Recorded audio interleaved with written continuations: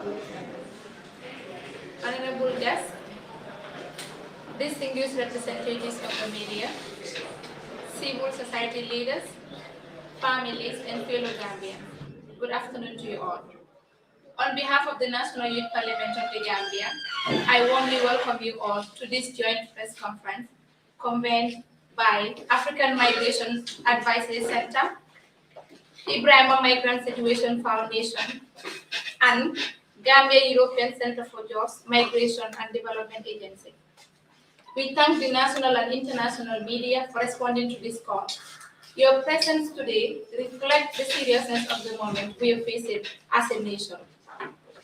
Before we begin this press conference, I invite everyone present to observe a moment of prayer according to their own faith.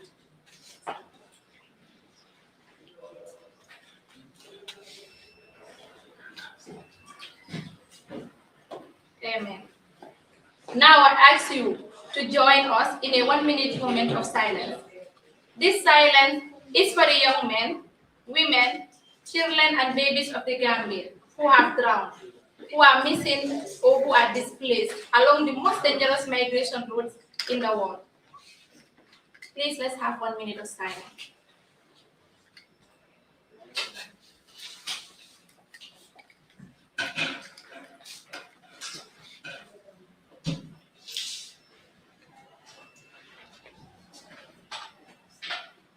Thank you. We are transitioning to the statements now. We will now proceed with the official statement from the organizing institutions. I invite the representative of the African Migration Advisory Center to deliver their statement. Mr. Abdiel Collis, the floor is yours. Thank you. Without any survivors. As of today, 5th January 2026, a total of 49 days have elapsed. Since this vessel departed from the Gambia for 49 days, families have waited. They have listened for phones to ring. They have lived in silence and in pain. During this entire period, there have been no distress signals, no sightings, no confirmed interceptions, and no verified landings recorded by regional or international maritime authorities.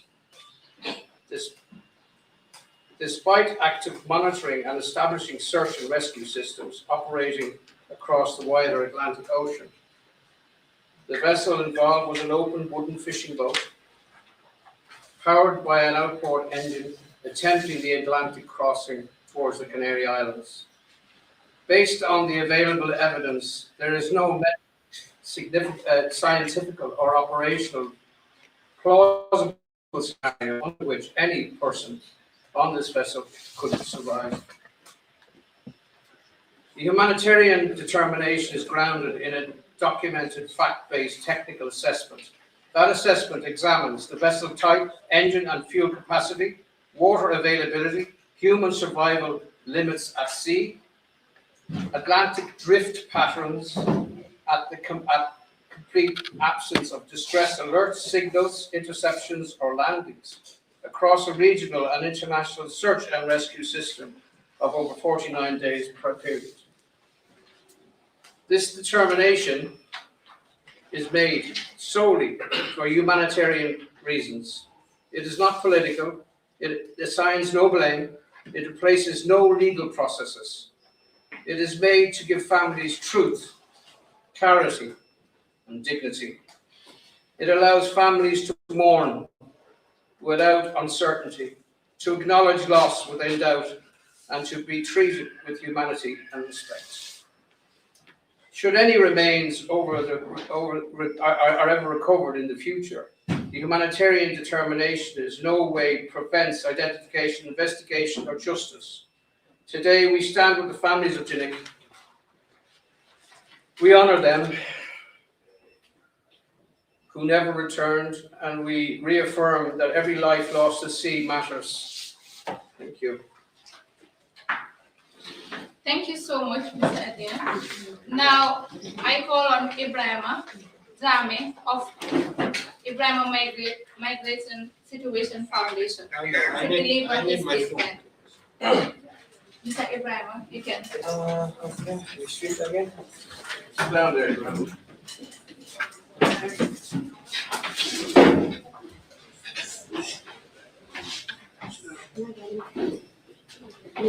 You take. You come here, Sit in.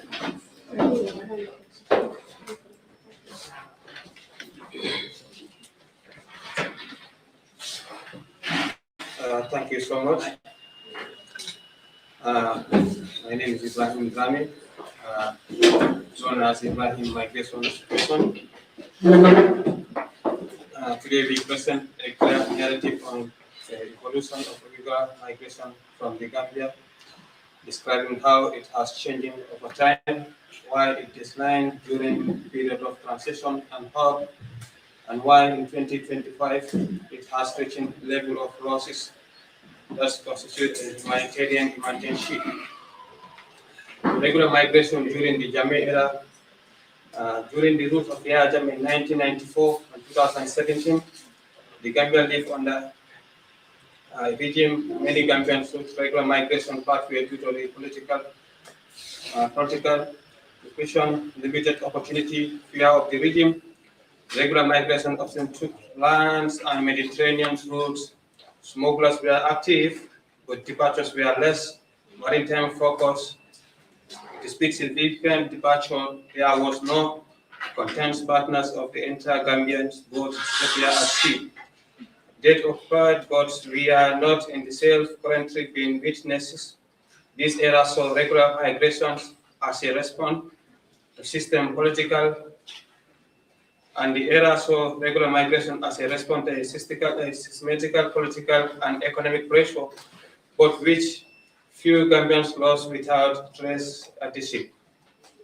The Libyan war and the Mediterranean routes after the 2021 conflicts in Libya, regular migration dramatically shifted. Libya became a major transit route for migration attempting to reach the European via the Central Mediterranean.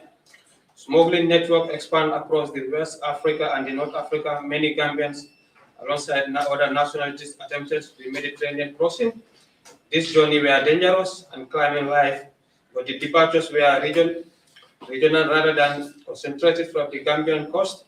The dead were spread across the nationalities and not uniquely disadvantaged to the one small nation. The Libyan era made Europe seem reachable but did not yet trigger mass departure directly from Gambian shore. The pandemic impact and the dip in the departures.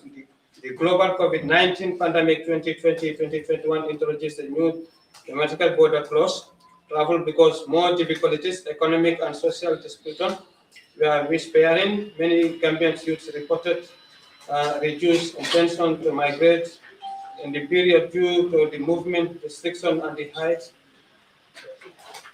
During this pandemic, regular migration across the regions, including from West African declines, is been clearly reflecting a push in migration movement rather than a change in motivation.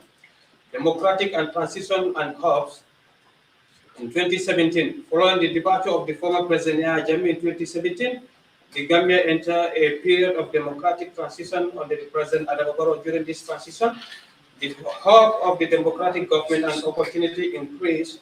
Many Gambians believe change would bring stability and jobs. Regular migration departures declined comparing to the peak of the Jammeh era. In the early Mediterranean, the young people expressed renewing confidence and domestic progress rather than leaving. For several years, this sense of hope and improvement, governments were associated with a dip in regular migration departure. Why 2025 is different, the humanitarian emergency.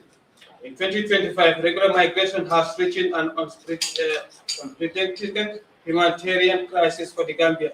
The crisis is driven by misinformation spread on social media, especially on TikTok, spreading Europe as easy to reach and the life abroad are currently succeeded. Young Gambians living without telling their families out of fear of being stopped. Narrative from abroad about through social media or particular accounts from detention, hiding, hardship, deportation, and death, increasing activities of smuggling networks targeting Gambian youths with dangerous promises. Confirmed human losses. This one I'm coming for it. This is very important. Last year we have been given lots of, I think, 1,600 Gambian states. This year we cover 893 Gambian states from January on the 1st to December 31st. December 31st, 893 Gambians has lost their life. 840 died in the sea. 53 died on the land. 26 migrant boats disappear without any trace. These 26 boats, Gambians are part of these 26 boats. We have 70 migrant boats that disappeared this year, 2025, through Spain, this route to Spain. But we have 2 Gambian boats that disappear on the 5th of December from Gambia in Guinea. On the 17th of November also disappear from December Guinea. The total we have is like 72 boats has disappeared in totally 2025. Both from Gambia, Senegal, Mauritania, and other places. But those 72 boats, there are 26 boats. Gambians are part of those people. 730 Gambians or died missing in the sea. 74 missing on the land. Last year, I think we have like 500 people who died in the sea. 1 second, because I want to compare these things. Last year and this year, what we have. 1 second, sorry, I apologize. Don't have to look this thing clearly. Okay.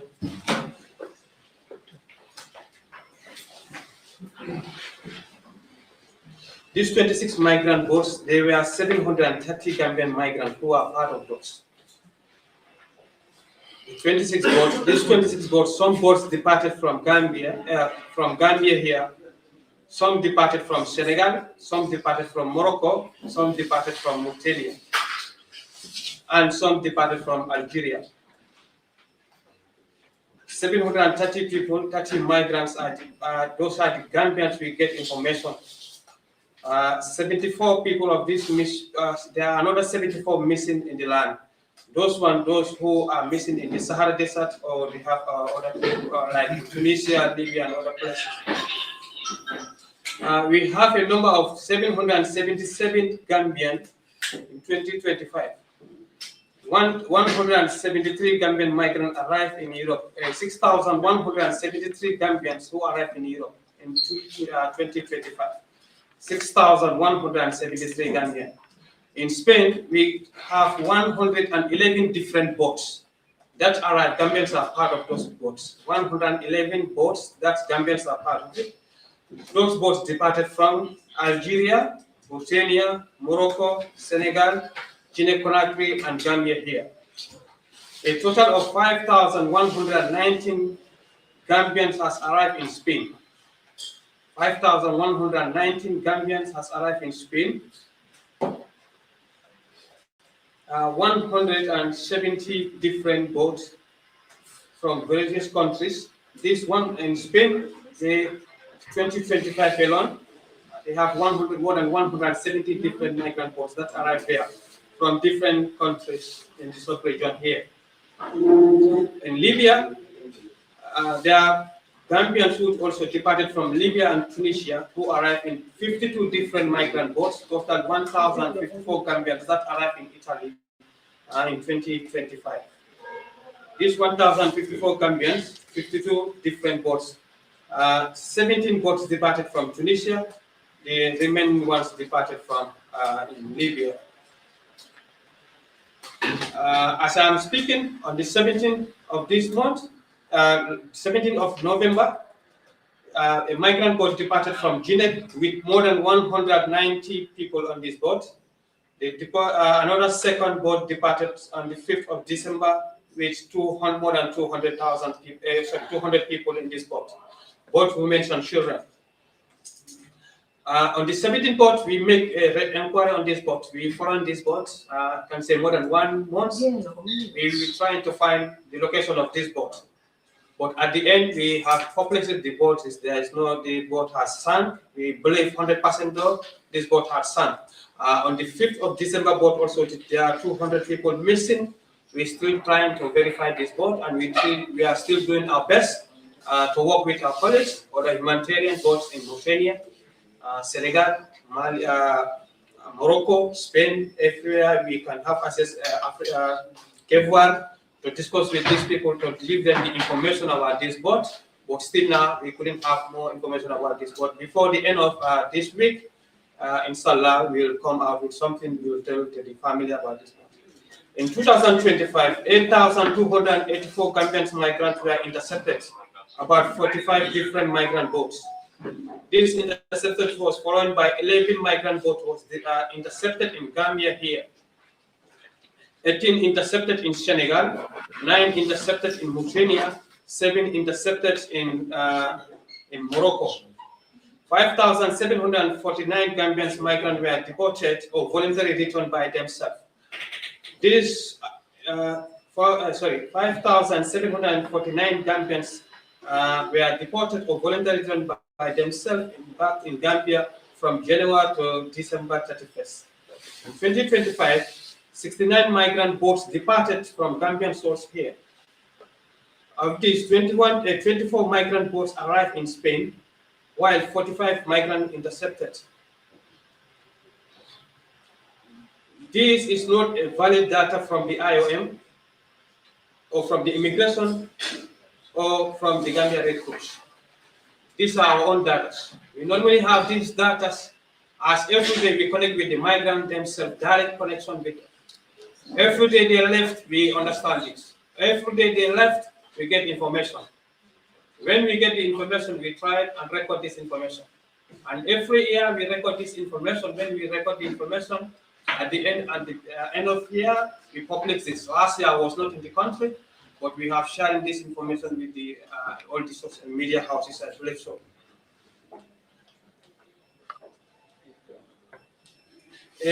In 2025, 3,090 people has died through Spanish border due to lack of protection of their life, increases long and dangerous routes. Mortality rate increased significantly in the area of Algeria, like 121 tragedy happening in Algerians way, those who departed from Algeria. Last year it was Mauritania. Last year alone, I think we have 130 something disasters from Mauritania, Senegal. But this year, Algeria is the most. The total number of the victims wrote in this is 1,037, double to the record of last year in 2024. A total missing boat passengers was 47 visual that disappear in the Algerian routes. Like we can say 67% of the boats that have problem this year are all departed from Algeria. 3 days ago, I was in Facebook, I write something.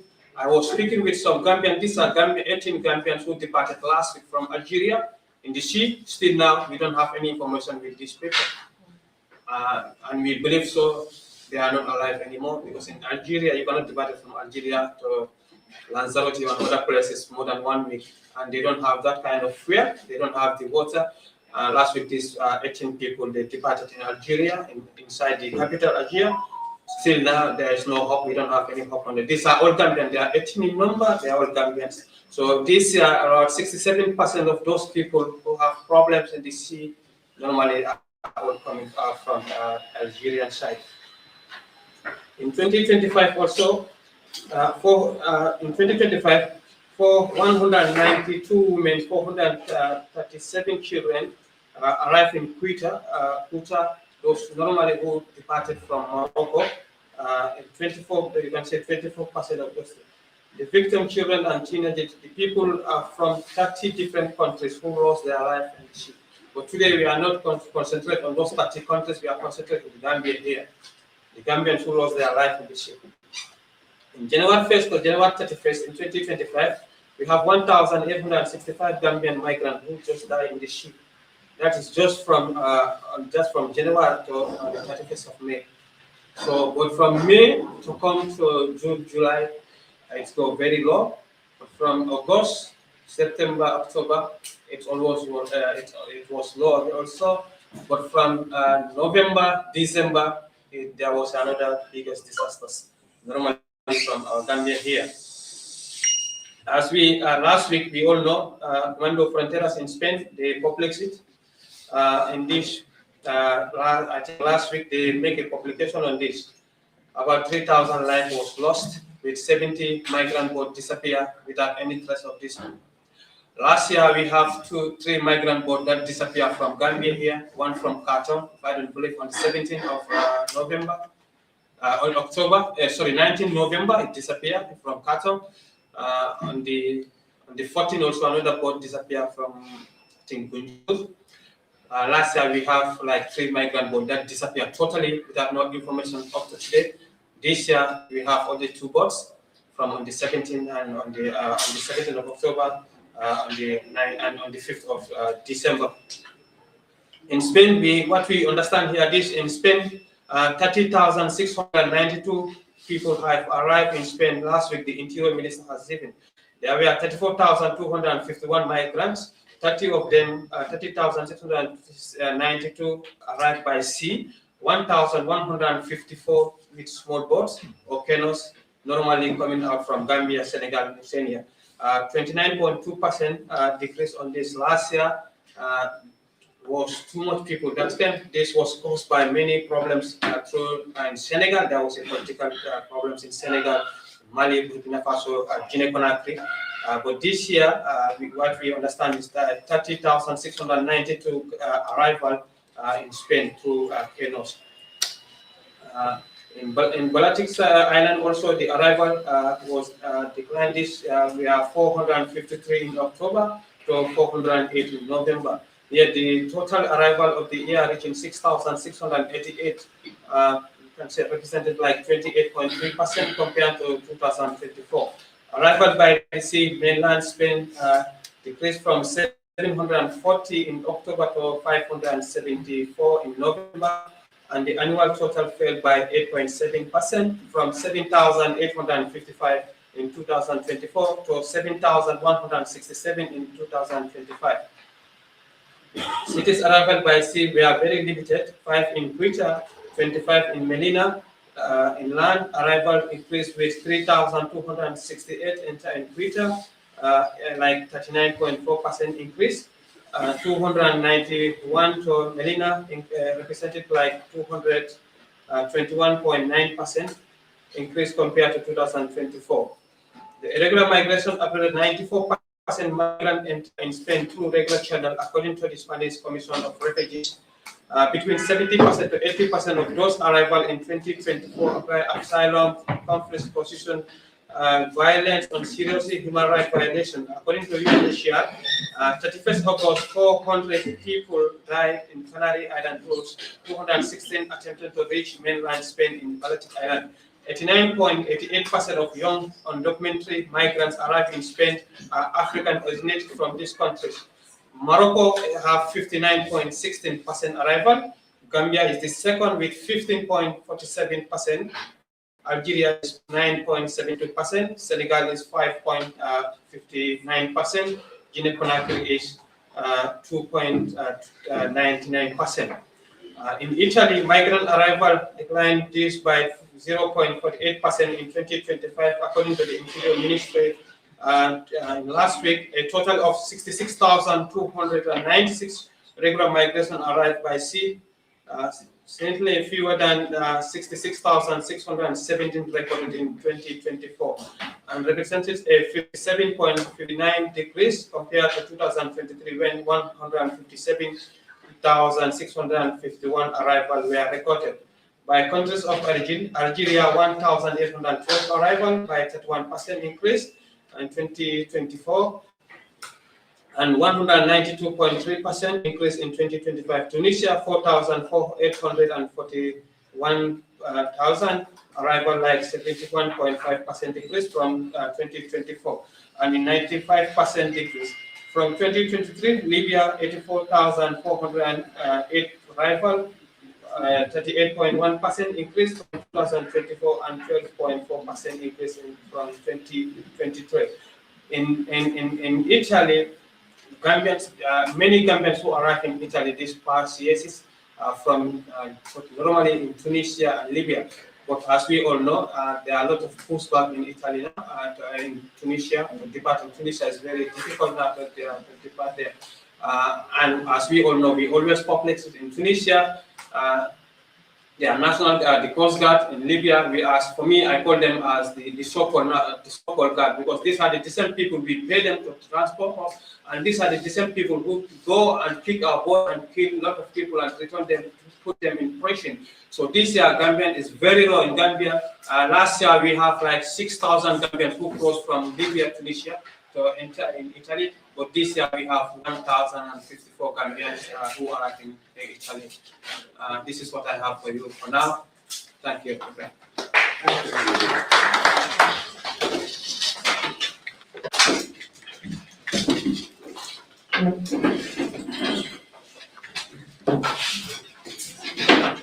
Okay, good morning. Good afternoon. This is a statement from the Edward Francis Moore Center for Rights and Justice. We express our profound grief and condolences to the families of the youths who lost their lives in the recent Backway tragedy of the coast of Guinea and in all other cases. And we wish to those who were rescued also to have speedy and full recovery. The persistent occurrence of these dangerous and deadly journeys reflect a deep and a long-standing malaise afflicting Gambian society. While the Exmoor Center considers the Backway to be unsafe, dangerous, and unacceptable, and therefore urges young people to refrain from undertaking it, we cannot ignore the structural conditions that have sustained this phenomenon for decades. Migration is a human right. However, when migration by any means becomes a widespread preoccupation driven by desperation and desire for greener pastures, it raises serious socio-economic and governance questions that require honest, direct, and sustained national conversation. The Backway did not emerge in isolation. Rather, it arose as a response to deep deprivation, limited opportunities, and persistent hardship within the country. It is important to recognize that both the unskilled, undereducated, poorly paid, and underprivileged, as well as the highly educated, skilled, and relatively privileged Gambians seek to leave the Gambia, albeit through different routes. What unites them is not mindset or attitude, rather the dire socio-economic conditions and limited prospects at home. Therefore, the core issue is not whether migration occurs through the front way or the back way, but the conditions that justify and fuel these journeys. At the same time, the Exmoor Center emphasizes that while it raises serious concerns about both regular and irregular migration, particularly the loss of life and the accelerating brain drain, it is also an established and undeniable fact that migrants play a critical role in sustaining the Gambian economy. Remittances sent by Gambians in the diaspora account for more than 30% of the country's GDP. These remittances support households, finance education, and healthcare, and sustain small businesses and cushion families against economic shocks. This reality exposes a fundamental structural contradiction. While the state benefits immensely from migration-generated income, it has failed to create comparable opportunities at home that would allow citizens to live with dignity without risking their lives or being forced to leave the country. The Exmoor Center also acknowledges that the vast majority of Gambian youth remain in the country, working diligently as carpenters, fisherfolk, taxi drivers, market vendors, plumbers, engineers, farmers, artisans, and professionals across multiple sectors. Yet, even among those who are working, frustration persists due to low incomes, rising living costs, limited social mobility, and weak public services. Alarmingly, we have observed that workers from the formal sector, including civil servants, security officers, and private sector employees, are also abandoning their jobs to embark on the Backway, underscoring the depth of the national crisis. The Small Center therefore notes that as long as a viable economic, socio-economic conditions and effective governance remain absent, both regular and irregular migration will continue leading to loss of life, depletion of human capital, and severe national loss. In all scenarios, the Gambia loses immensely. For this reason, EF Small Center for Rights and Justice calls on the government, its development partners, civil society organizations, and the private sector to jointly design and implement robust, sustainable, innovative, and effective measures that expand employment opportunities, improve incomes, ensure access to quality goods and services, and promote shared prosperity. 60 years after independence, national development remains largely ad hoc, disjointed, and weak. In many instances, relevant policies either do not exist or are poorly implemented, resulting in minimal impact. Public institutions continue to underperform, delivering inefficient and low-quality services without accountability. Budgetary allocations to the youth sector remain disproportionately low, leaving key institutions such as the National Youth Service Scheme, the National Youth Council, President's International Award, National Enterprise Development Initiative, and others chronically underfunded, centralized around the Greater Banjul area, and largely absent from rural and provincial communities. Across sectors, critical to youth development, education, skills, training, sports, tourism, performing arts, entrepreneurship, and technology, there's a glaring absence of national infrastructure to sustain continuous programming and long-term interventions. This reality is reflected in the government's own 2025 Labour Survey, which indicates that 41% of Gambian youth are not in education, employment, or training, highlighting the severe inadequacy of opportunities and resources available to young people. EF Small Center is firmly of the view that the lasting solution to the Backway lies in strong, coordinated, and sustained government intervention that deliberately links education and skills training to the real economy. This requires genuine political will to formulate the right policies and ensure their efficient, accountable, and committed implementation. We further recommend the establishment of a national commercial or development finance institution capable of providing accessible low-interest capital to qualified youth entrepreneurs. In addition, we call for increased funding, expansion, decentralization, and operational strengthening of youth development institutions, including the NYSS, PIA, and related bodies. The Gambia possesses immense potential and opportunities to create an enabling environment for youth development and shared prosperity. The challenge is not that young people are lazy or believe success is only possible abroad. Rather, the challenge lies in the failure of successive governments to accurately diagnose the problem and respond with coherent, comprehensive, and effective solutions. For far too long, policy responses have been piecemeal and ineffective. The time has come for a decisive change of course. In the interim, EF Small Center calls on the government to ensure effective surveillance and policing of Gambian waters to prevent, detect, and apprehend illegal migrant boats and their operators. It is inexcusable that despite the presence of the police and the Navy, such boats continue to evade detection. The EF Small Center further calls for thorough investigations and the prosecution of all perpetrators involved in organizing and facilitating these deadly journeys. We remain committed to advocating for policies, institutions, and governance systems that place human dignity, opportunity, accountability, and justice at the center of national development. Thank you. Thank you so much, Uncle Madi of the Edward Francis Small Center for Rights and Justice for that statement. I now call on Mr. Sidi Sedikan, the founder of We Migrants Germany, to deliver a statement.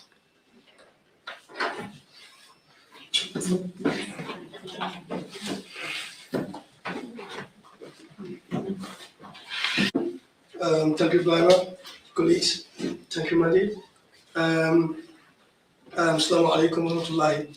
So today I'm not just speaking for the only the public, but also for the local community. Mbadi Umeman Jibekan Dauda, Albadi Malam Sidi Sherikan, and the founder of We Migrants, the founder of What's on Italy, the FORS European page, basically on migration and information website. I think Ibrahim could be one of those people who were helping me before he would create this website. So I think I know also more about such tragedies happening in our community. But today I'm not sitting here with statistics, I'm here with pain. And in recent days, we see that young Gambians, our brothers and sisters, sons and daughters, have died on the journey to Europe, and not only in Tunisia, but also in our own country, in our own community. We see that some of them drowned in the sea, some disappeared in the desert, and some died quietly, far from home, with grief, without any farewell to their family and their friends. Families are still waiting, phone calls that will never come. They're waiting and hoping, and still some of them believe that their children perish in the Mediterranean Sea or the Sahara Desert. These were not criminals. These were not lazy people, and they were not foolish people. They were young people chasing dignity, survival, and also hope. Because everyone who flee your country, and there is always a reason for that person to flee his or her country. And let's all speak the truth. The hard truth about this issue. No one choose death, and no one among them choose to escape. And when death becomes part of the journey, it means something is deeply wrong at home and deeply crucial on the road. But we have to talk about the crucial problem in our community, in our country, because basically everybody is making a statement, and I want to say to the community, to our family members, to know the real truth about this journey. Myself, I'm a victim. I experienced this. I went through this journey. I took this route to Libya, and I flee from Gambia to Europe. Speaking local language because I want people to know we are speaking to them directly. I think this is one thing that is missing. We have to know that medical Syrian Bungo Jibekan Yenda member caring Nagambe Bankokan and in our community. In Backway, Nanaku Jamabi Intercifal, we have the privilege to be Matamadulato, but we want to tell you the hard fact, but Atina, Katanda Lako, Minsilo Akamo Yamin, Abenyamin, Iman killing.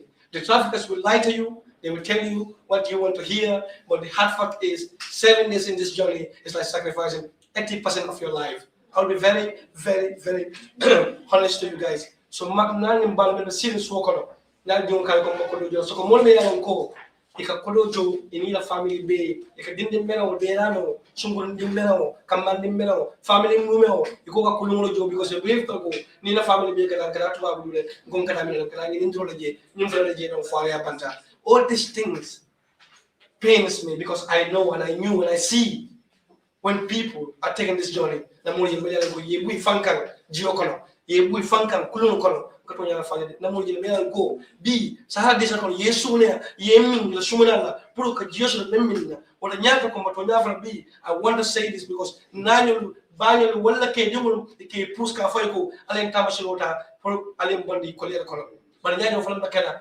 B. Because of community, memento society, the government have to speak out. They have to speak about this because this is a tragedy. And I just say, Gambia is a center where people will come and pay money to travel to Europe. This is not only about the families; it's about our country. We have to speak it. Well, I don't go for the account for or I'll have to say the truth. No one chooses it, like I said. Our mothers in the Gambias are, burying their dreams. Instead of children, fathers are crying in silence. Mfano mkumboka Duma halata ko almaji to benisha bungo le killing kumbola lumodon. This is something we are on. It's hurting me. Yesterday I was speaking to some of my family members and banning for another story for long. So when I said share some small story to them, all of them, some of them were crying. My mother started asking me, "Akanyako, I'm going to continue," because I just saw one of the heart is paining her just to hear what I went through. So we come over to the This is the reason why not program with Backway. I bring influencers, celebrities, Gambian big names, people like Fadi Jaune, share her story. If you go to YouTube, you listen to those people. I can't get a call. More Kulungo Dindeo. a wulu to kulun kono do be je yebu la kulun kono ayo la mala hani I've seen people who are successful in Tobago but a story for the même pass e dimuli wulu dimuli la brother they won't allow them to take the story so this is the proof fact about this journey so ko momo ya go til wara wala bata joko kulun kono intel kelen do telefona mbrato telefona mo okay Ibrahim can be the asaka mo de melo ko asinyo phone and what I hear today from Ibrahim it pains me. Yet the journey continues from the Gambia. Why? Because poverty sounds louder than warnings.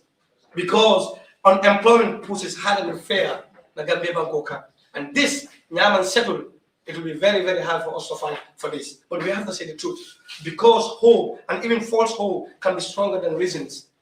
So Gambia, Koliata and the Fakar funding they don't believe Gambia anymore. And this is really, really bad for our country. But now we need you, the media. We need the media because we must say the clear and honest truth today. The Backway is a lie. It promised life, but it delivers death. Nyintama shiro bole nyama. Karibafu le godu tuwa bodu. Nyimo chema tala. Tana robe bande fanyi ninka. Ngafu mole ko last year in 2021. I was sent by the German Foreign Office, to deliver, to sensitize. So we went to 3 countries, Ghana, Gambia. You understand? But when I came here, what I did, we went to schools, we went to community level to tell you guys, go. But smart migration is important. Before you travel to you need to know you mean expect how long you don't just go. This is something we should know. Because I went through the same. But of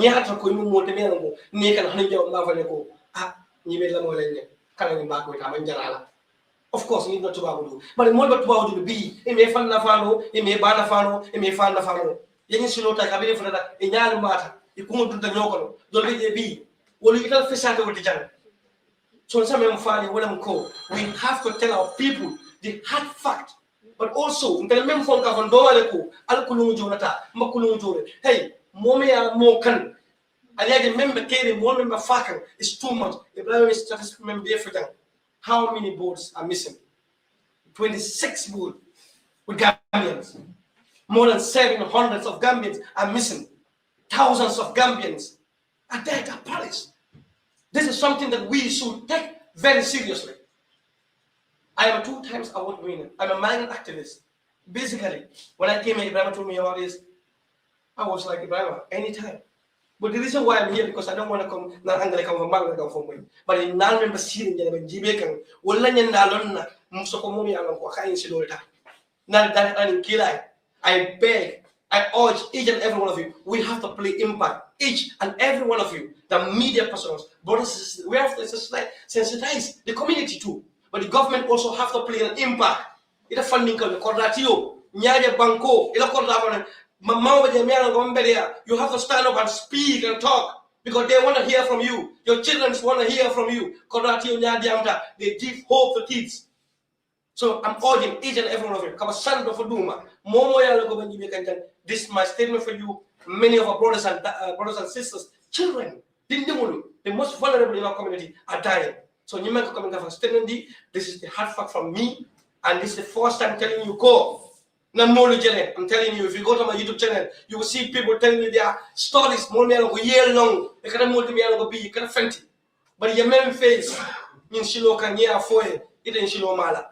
So I know there is possibility for us to achieve our goals here. And Hanibita Tamashiloka, please do it. If you're going to make a decision, make it by yourself. Can you do musika? Can you musika? And you believe for 99% go, it would not work. It's a lie. So therefore, I thank you all for your kind attention.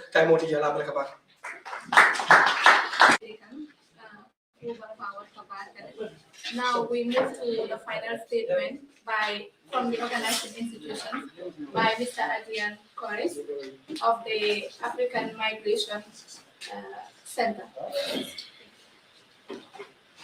Thank you, Madam Speaker.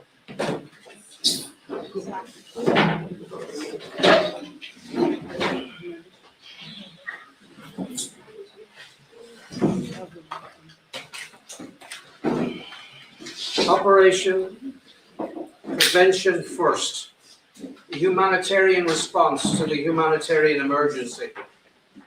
The Gambia is facing a national humanitarian emergency driven by irregular migration. Thousands of young Gambians have died, gone missing, or remain unaccounted on the Atlantic routes. Criminal smuggling networks are selling the journey to Spain and the Grand Canaries as an 8-day boat trip, deliberately hiding the truth.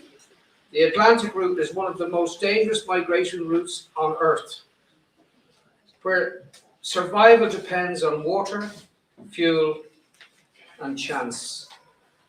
Scale of the crisis. These gangs make 14 to 17 million Gambian dollars per boat, approximately 200,000 to 250,000 US dollars on each overloaded canoe. By deceiving families, exploiting at present, prevention in the Gambia is effectively zero, while criminal networks operate freely along the shoreline. If this continues, more Gambians will be lost to the sea, and pressure on Spain, particularly in the Grand Canaries, will continue to rise. Until systems are overwhelmed, prevention is better than cure. The solution, prevention first. Stopping deportees at source saves lives, reduces arrivals, and shuts down the criminal networks profiting from deception and death. This approach protects young lives, restores state control, and prevents a deepening humanitarian disaster on both sides of the Atlantic. This is the solution. Spain's role, this is a formal invitation to Spain. Spain is already a frontline humanitarian responder. Along the Atlantic route, Spanish naval and rescue services, particularly in the Grand Canaries, are bearing a sustained humanitarian burden caused by deportees, organizing far up beyond Spanish waters. Under Operation Prevention First, Spain is respectfully invited to build upon its existing presence and experience by joining a Gambian-led preventive humanitarian operation focused on saving lives before boats leave for open sea. Spain's operational contribution. Within a Gambian sovereign command structure, Spain would work closely and operationally with forces already on the ground, including Gambian Navy, Gambian Immigration, Gambian Police Force, Gambian Armed Forces. Spanish naval intelligence and technical teams would provide support, expertise, and capacity to assist joint operations. To dismantle organized smuggling networks operating along the shoreline. Reclaim and secure known departure hotspots. Strengthen, coordinate coastal river and sea patrols. Support lawful controls on fishing vessels and outboard engines. Assist in regulating the monitoring of PMS fuel supplies, ensuring fuel is used strictly for legitimate fishing needs. Preventive impact. This cooperation represents a shift from reactive rescue to preventive life-saving cutting of boats, fuel, routes, and profits before departure. Spain's long-standing expertise in counter-smuggling operations and maritime coordination and humanitarian rescue makes it a natural and valued partner. We formally and respectfully invite Spain to participate in this operation of Prevention First as a partner in prevention, protection, and shared responsibility. Conclusion. Operation Prevention First recovers the profit and logistics that make smuggling possible by reclaiming shorelines, controlling vessels and fuel, and acting before departure. The Gambian protects life, sovereignty, and its future, while erasing dangerous pressures on Spain. Prevention is better than cure. Detailed technical and operational plans are available upon request. Thank you. Thank you so much, Mr. Edgar. So before we move to the question and answer, I would like to recognize the voice of Gambian youth and creativity. It is my honor to introduce Miss Awa Kamara, a young author and poet, and the writer of the book, The Dream Chaser. The Dream Chaser is a work that speaks directly to hope, resilience, and the aspirations of young people navigating difficult realities. Awa will now recite a poem reflecting the dreams, pain, and the strength of our generation. Please join me in welcoming Awa Kamara. Imagine a heart full of dreams, a soul full of hopes, not for luxury, but to survive. These were the words of our lost brothers and sisters. Good day to you all. I am Awa Kamara, and this piece is dedicated to the lost brothers and sisters in the sea. And here it is. Few weeks ago, we lost sons of this land, brothers of the soil. They walked through burning desert, not for greed, but to survive. They believe Europe will give them a life. But now the sea carries their names, and silence carries their pain. Suñuy doom, suñuy mag ak suñuy rakk yi ndox ba jël na leen lu metti ba ñëpp di ko waxantoo. Mama still stands at the door. She listened to footsteps, hoping her child will not once more, but only the waves return. No hope, no voice, only dreams swallowed by the sea. Nanim fal ba kumbola, katu diwon to tobacco. Banko bele sunuta, ninkuo dimin na fangole warta. This is a wake-up call. To the government, our youths are dying, chasing hopes. Invest in them, build opportunities, listen to their cries, and stand for them, not just empty promises. To the youths, your future is not buried in foreign lands. Believe in yourself, work hard, and be patient. You know, the sea was the same journey our ancestors take, with chains and pains and heartbroken heart. But today, our youth still emerge in this journey willingly, but yet enslaved with poverty. And this journey must end. Thank you all. For reminding us why youth voices matter. At this point, following the point from Awa, I will now formally open the floor for questions and answers. I kindly ask members of the press to clearly state your name and media house. Please, I urge you to keep your questions brief and focused. Thank you.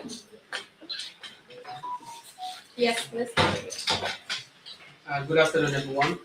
My name is Dauda Balde. I work for the partnership. My question would be answered by any panelists here. Recently, we've seen the Minister of Information, Dr. Ismaila Ceesay, claiming that irregular migration has significantly declined under the President Barrow's administration compared to Yahya Jammeh when he claimed it was a bit high. Now that we are reporting figures of migrant deaths and arrivals in Europe, what would be your response to such a question coming from a state minister?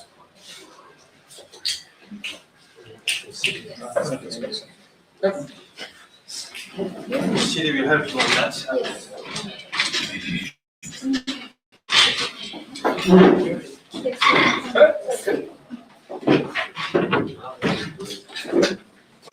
Well, yeah, I mean, I think that statement. I think if Dr. Ceesay is watching me, I think he knows. We have an interview, two of us. We talk about migration as well deeply, when before he will work the current government. So I think maybe he might have his reasons, basically because those days Gambians are more focused on their other routes going to Libya which is a bit decreased, but it doesn't change the fact that now people are taking a different route. In fact, it's the most dangerous route, and it's basically in our own country. And so I think Dr. Caesar, Mr. Caesar, you have to see that, we are now even facing more tragedies in our country than even before. So that statement, I think, I'm not saying it's wrong, but I think it's not logic, to get it from the minister himself. So I would say that now we have more tragedies, I would say right now, than even 2 years ago. And I remember, of course, those days, 2024 till 2026, there were many Gambians going to Libya towards Italy. But we have more Gambians who are now, perished more than before. So that statement, I think, is false, and I can vividly say that. I mean, do you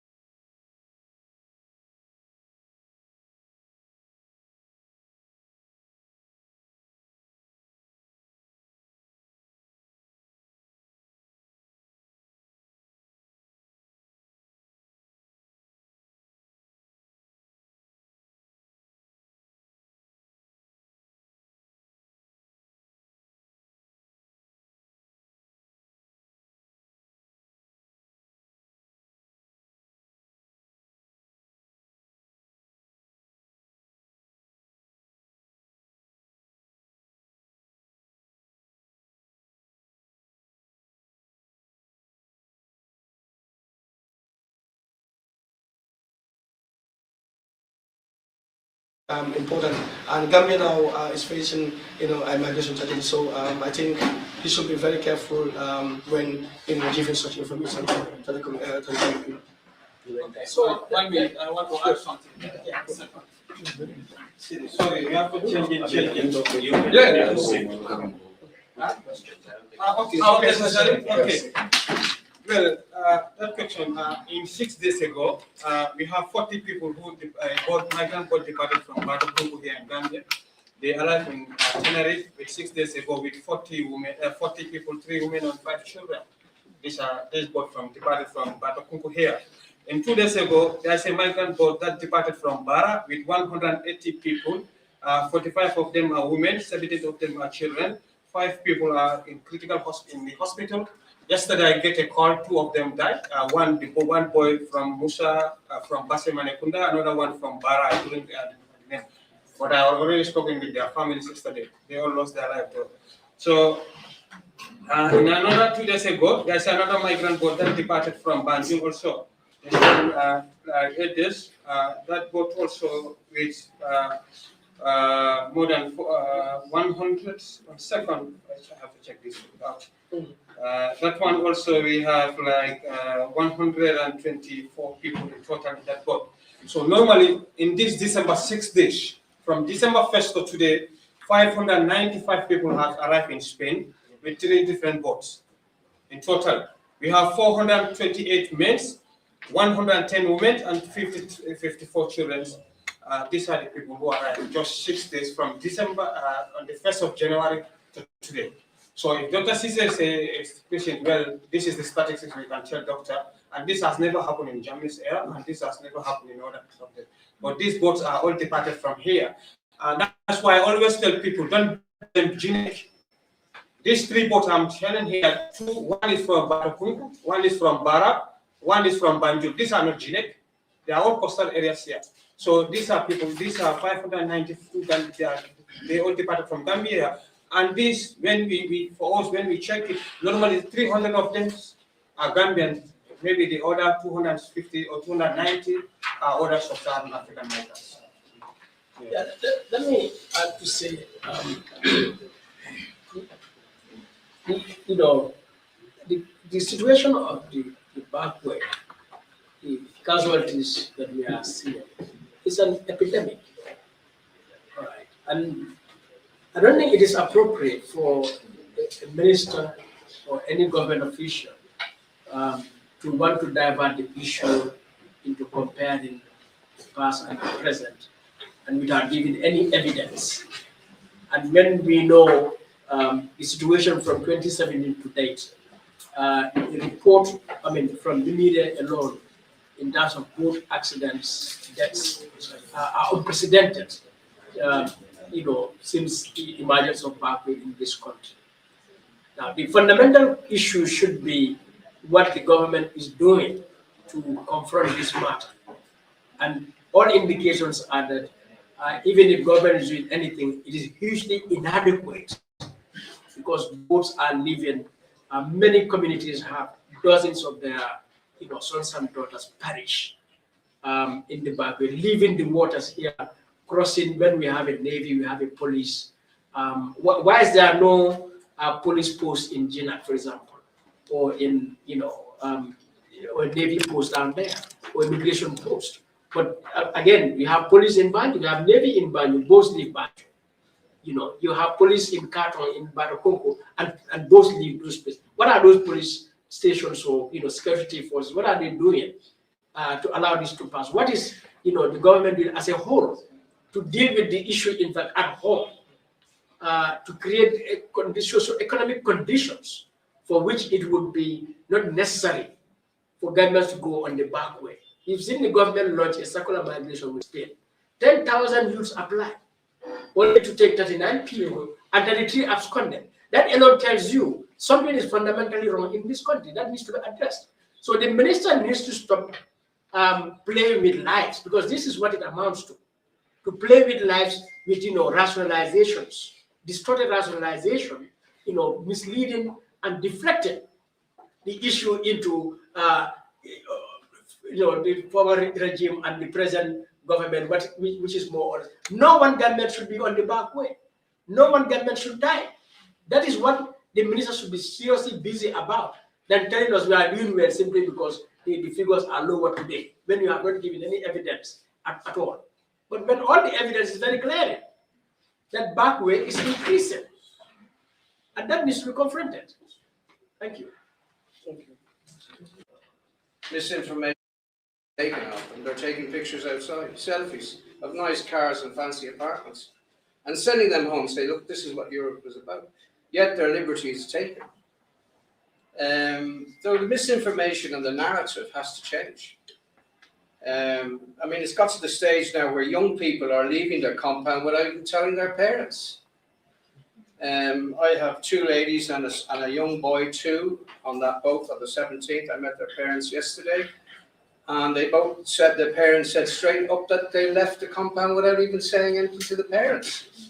So the dynamics are changing. The social fabric is changing. No longer is it the parent pushing the child or the children to go. The children are actually opting for that as a rite of passage.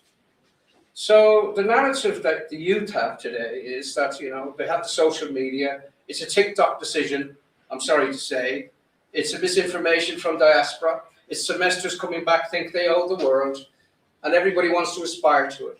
I'll make an analogy on that. If you go to a village, and this is what happened to me many, many years ago, and a young man gets an opportunity to go the back way, and all of a sudden he's sending back Western Union, and all of a sudden he's building a concrete block house, and he's able to buy a small scooter and a little automobile for his father. Everybody wants to aspire to that because everyone else is living in a grass hole. It gives them respect, it gives them, So it's the same thing, but it's in a different way. This way, they're looking at social media, misinformation, narrative. Yeah, the narrative they believe is totally crazy. The situation is, the reality on the ground is when they do get into Spain or any of these places and they're working illegally, 10 or 20 of them are living in a room with a charcoal pot as heating. Yeah, they go outside, they take fancy pictures and they'll post them on Facebook and they'll post them on TikTok. And young people aspire to that, So change the narrative. Teach people in schools. The battleground for all this is in schools. If you're making a life and death decision on what? TikTok, Facebook, semesters, a life and death decision you're going to make on that. And why? The battleground for all of this is education. From 13-year-olds upward and before. Teach them about irregular migration. Show them the videos of the shock and horror and awe. Then teach them safe pathways. Education will set you free. The blue card scheme, don't blame Europe for everything. There are safe pathways available. But education. If you can't make it here in the Gambia, do you think a 17-year-old could compete in Europe? Come on. Get a life. It's not going to happen, I'm sorry. The structures aren't the same. So they need to be taught in schools. That's where the battleground of all of this is. Young people get influenced by this. Stop it. It's not the reality. The reality is a picture that I have and Ibrahim have of dead people. Parents, visiting parents. It's shocking what's going on. I'm talking to MOPSI and the educational system here. They have to create a fixed migration program in schools, in the curriculum. Solid. Everybody has to do it.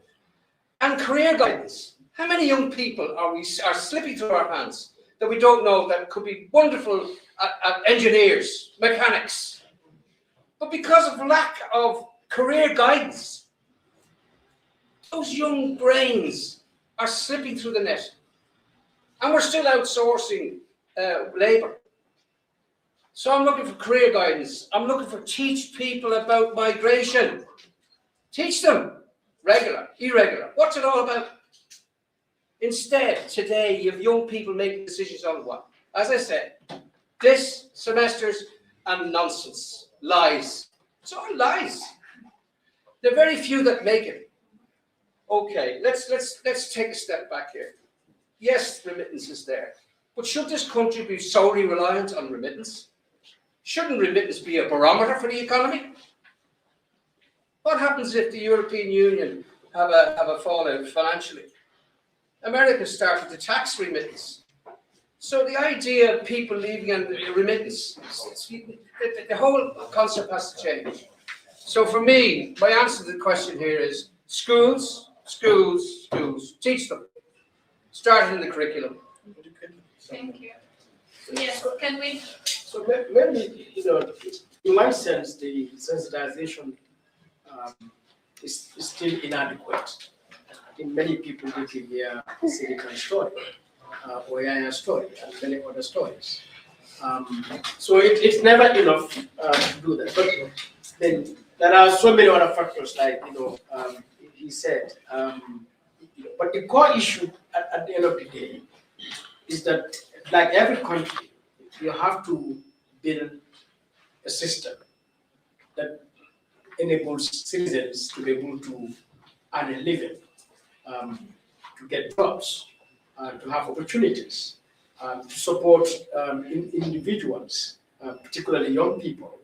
Because our young people are hardworking. You come out of this building, you find young people in the Fitagas, you find young people as musicians, you find young people as journalists, and so on and so forth. But what opportunities are there for that career development, for example? Those who are into entrepreneurship, they are running carpentry workshops, they are running poultries. What support is being given to them to scale up so that they just don't have a poultry but they are able to employ more people, they are able to make profit, and so that asks for a wide range of policies and decisions that the government has to make.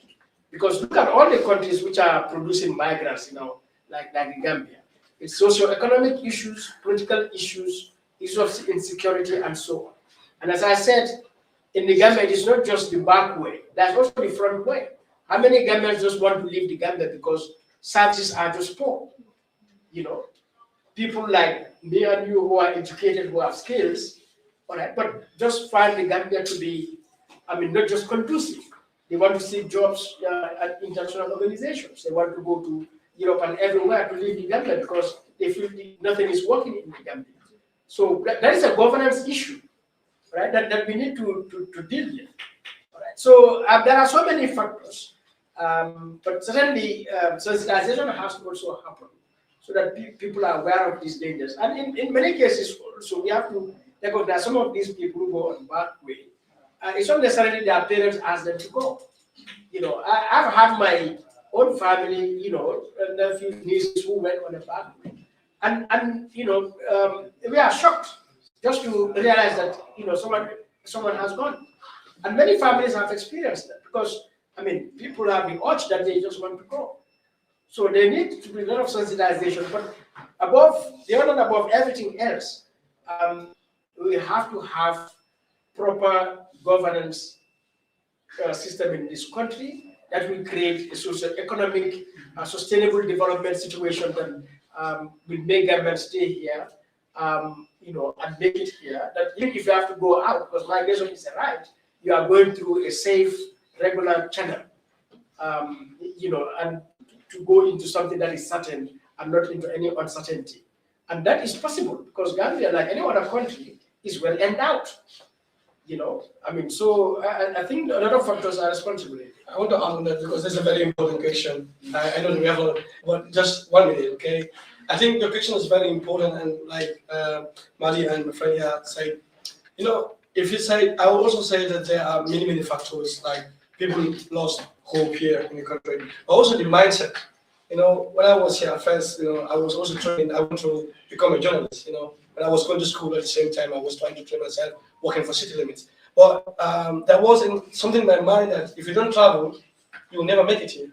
It will never be possible. But I think that Gambia itself, people have to be aware and the mindset have to change. People need to see that there is possibilities. Of course, even it's going to be slim, but there are possibilities here. But also, people need to find facts.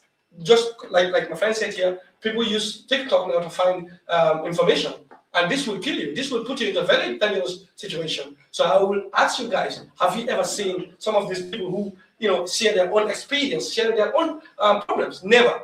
You see Gambians who sit down, go to TikTok, look for car, but they will never go deeply to cite something that's very important for them. And there are many possibilities for Gambians to travel to Europe easily. So I advise Gambians to change their mindset about the whole concept of Europe. So this is going to be my advice to Gambians.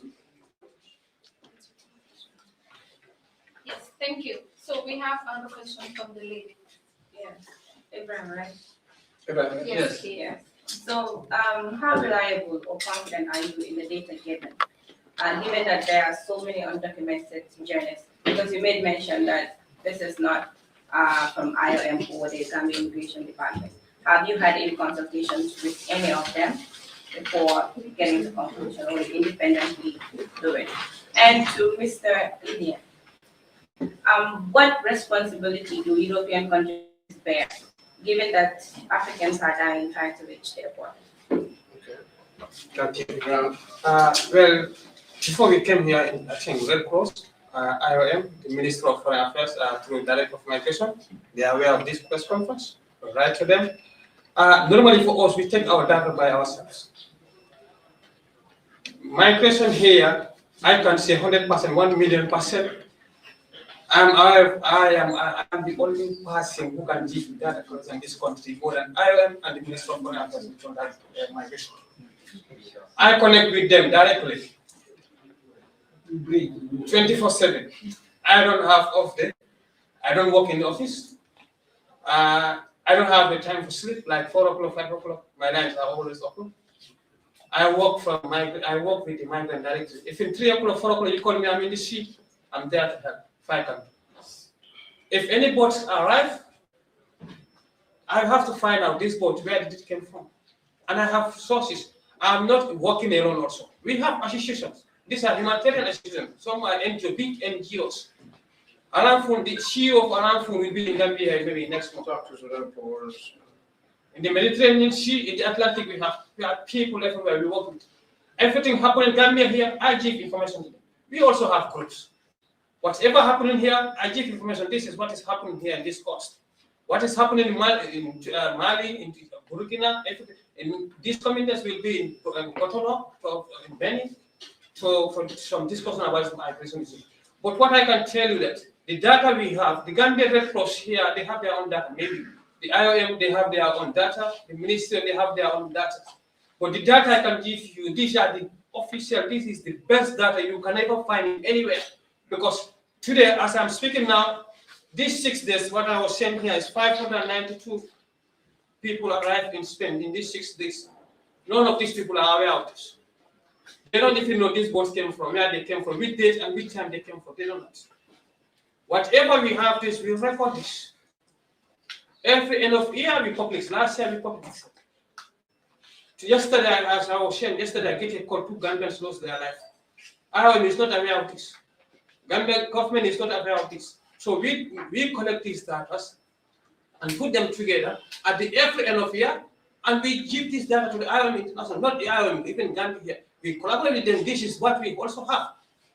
I published here about what the Spanish here, there's one association who produce, who tell this year how many boats they have discovered. We work with these people. We give them the here when the boats go missing, or I don't have power, I don't have the resources, I don't have the money. But I work with these people to give them the information. This is what's happening there. So this is how we collect our data. But for them, we cannot force them. This is what we have. We have to bring them. This is what we have. Government, this is what we have. And these Gambians are here. Any boats that departed here, as I'm speaking, 2 boats departed from Gambia here at this moment. One from Farafenye and one from Tangier. Government is not aware of this. This is crazy. IOM is not aware of this. I'm the only person who can tell you this.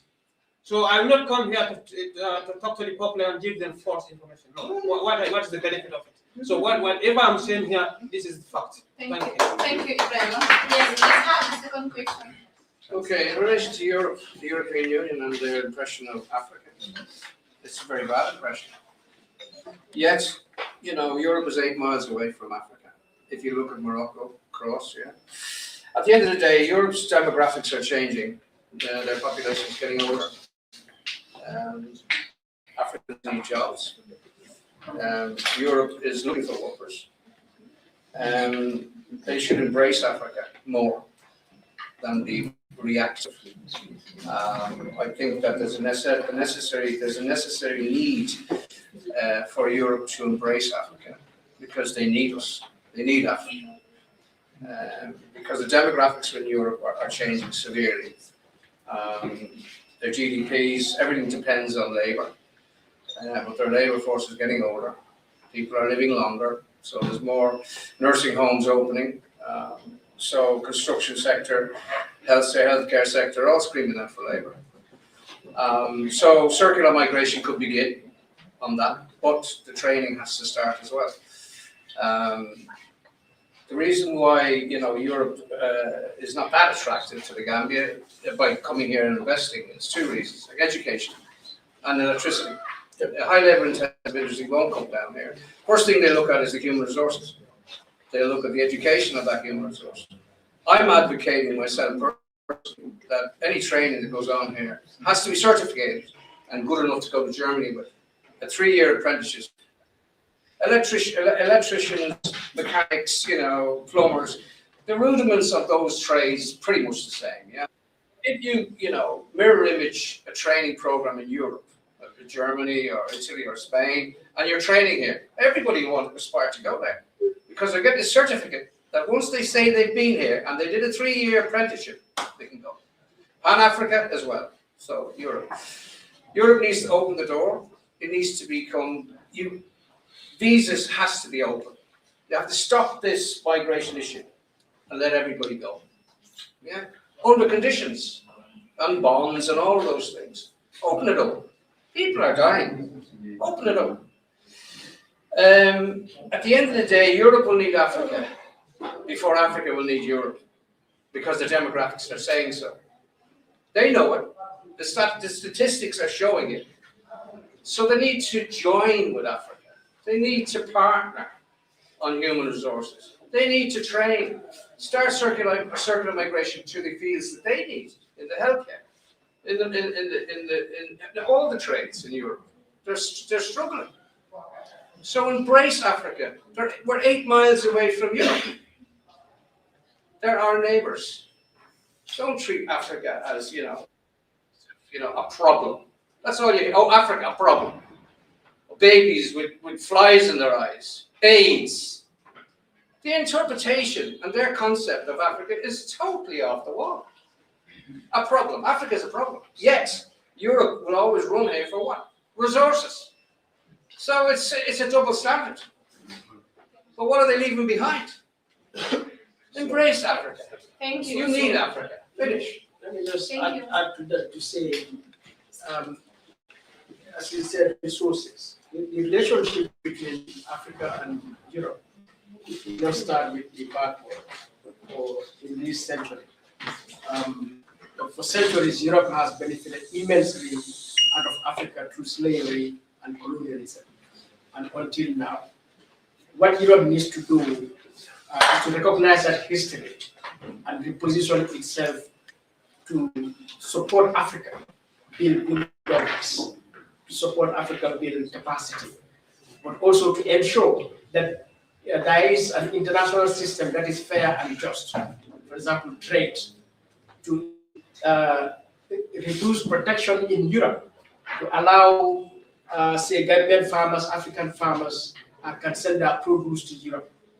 All right, and in many other ways to support African government economies to grow, because when there's prosperity in Africa, Europe stands to gain just as Africa stands to gain.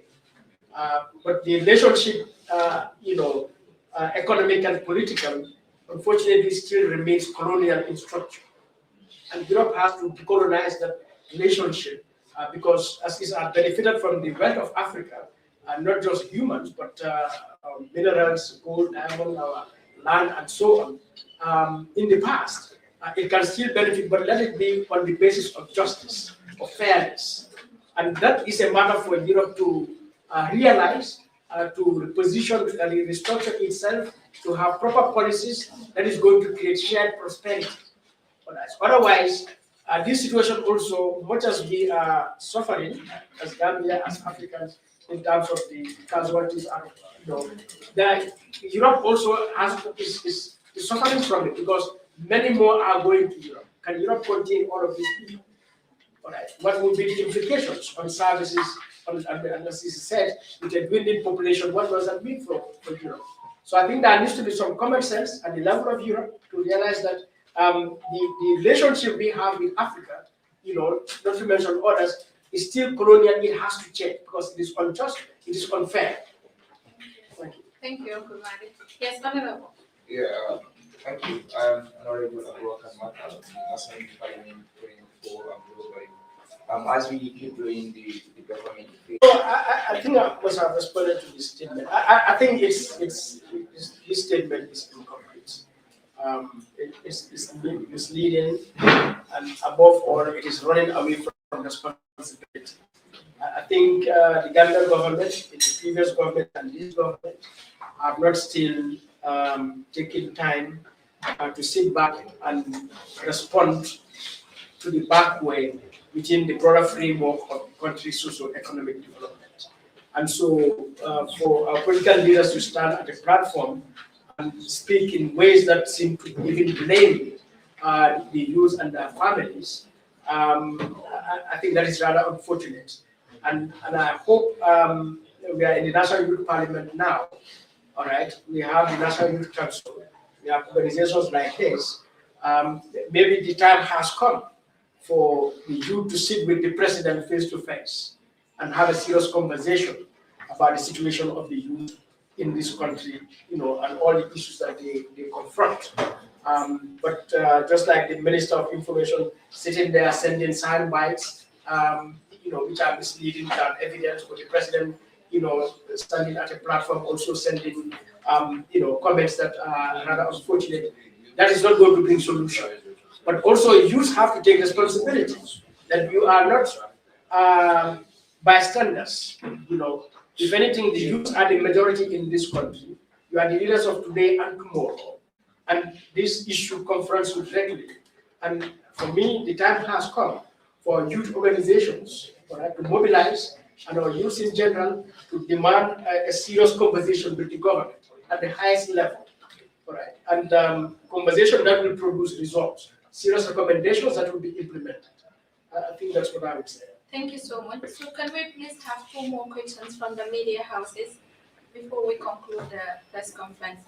Please, let's give chance to those who didn't ask questions. Yes. Okay, yeah, my name is Swego from SS Media, and I guess Uncle Madi and then somehow enter in my question. My question will go to Ibrahim.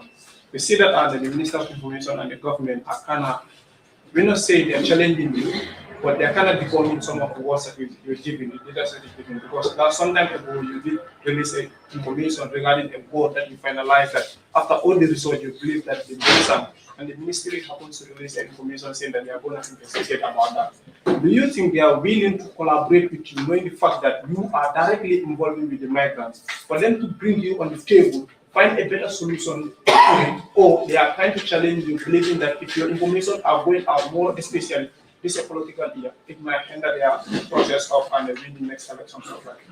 Thank you. Well, first of all, we are not a politician. Yeah, I know. We don't involve only. As I was saying before, I go through this Backway, John. I go by myself. Chile here. We also go through Libya. We all go the same process from Libya, Italy, then we go Germany. I mean, but the problem here is, since I made that announcement that the under 17 boat has sunk, I make this and I swear that 1 million %. If the government come out and tell me Brian, what you tell me, what you report this boat, it doesn't sink. The boat, the people are here. That's the day I'm gonna stop this migrant activity. What I'm doing. I know government cannot find out anything from this. 100 million % so. Because I know what I'm doing. Since I came to this country, I went to State House. We couldn't meet the president, but we met the Minister of Youth and the Youth Advisor to the President. We went to the Interior. We went to the Director to the Immigration. We went to Chairman Dabo and Rikama. We are here. So that we meet a lot of people. We are not here because of us. We are here for. Here, there are a lot of people here, migrants who are here. They have something to pull out. Because since they came out here, they are suffering in this country. Their integration system in this country is zero. Everything with migrants here in this country. I see migrants who came from Libya, they come to this country 3 days, 4 days, they take another boat from here, they go again. Because they came back. I met people yesterday. These are women. They lost their children. Some lost their husband with them last year. They are here. Since they come here, nothing. Even the society look at them. Here, when you are even deported here, the society look at you like you are a failure. It gives them traumatized. It forced them again to go. Yesterday, there's the boat that just arrived 2 days ago. I know someone in that boat. I'm the one who tried to rescue their boat last year in Libya. 40 people of them has drowned. 27 of them are Gambians. The boy just came back 2 days ago. He entered in Spain again. Since he told me, I'm going, don't go. I even told him, if I know when any boat you are in, I'm going to report you to the police. Tell me, no, I cannot survive. And these are a lot of migrants who are sitting here. If they have the same chance to, they will go back. Because they don't have hope in this country. So this is the problem. We are not here for politics. What we are here for, the reason we go to the government to tell them this is what the migrants are facing. What can we do to join our hands together to help these people out? The question is the government willing to welcome you people? Yes, we are open. That's the government, yes. In your opinion? For government, are they willing? Well, I don't know. Yes. So we have one more question from him. The other one. Yes. You have plenty of age. Introduce yourself. So if you have any further questions, you can please. The government should do something to work with people like I think the way I frame my question, that's why. What I'm saying is with the knockings that you did so far, do you think those knockings? They give us promises. They will get back to us. We write to them, we put letters there, but now 2 months, nobody's get back to us. I'm urging the government to try by all means because this is very important. Migration is a big problem in our country now. And these people are here for that, you understand? For us, we are down there, but they are here. My biggest worry here is this. This is the smallest country on the continent of Africa. It has largest population under the age of 25. The very future of this country is the youth. If you lose the youth here, and you are, the demographics are changing. There's a demographic tip where there's more females in schools than predominantly male schools. You know, young women here are suffering to find suitable husbands. They're gone.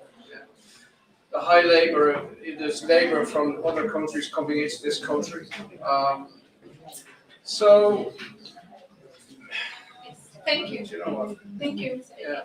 So now we have our final question. If you also have other questions that you want to ask them. And ready to deal with this matter. That is somebody who is going to, they are going to collaborate with. But all the factors you highlighted, like Adrian said earlier, and we all highlighted, these are the issues that are confronting us. So let the youth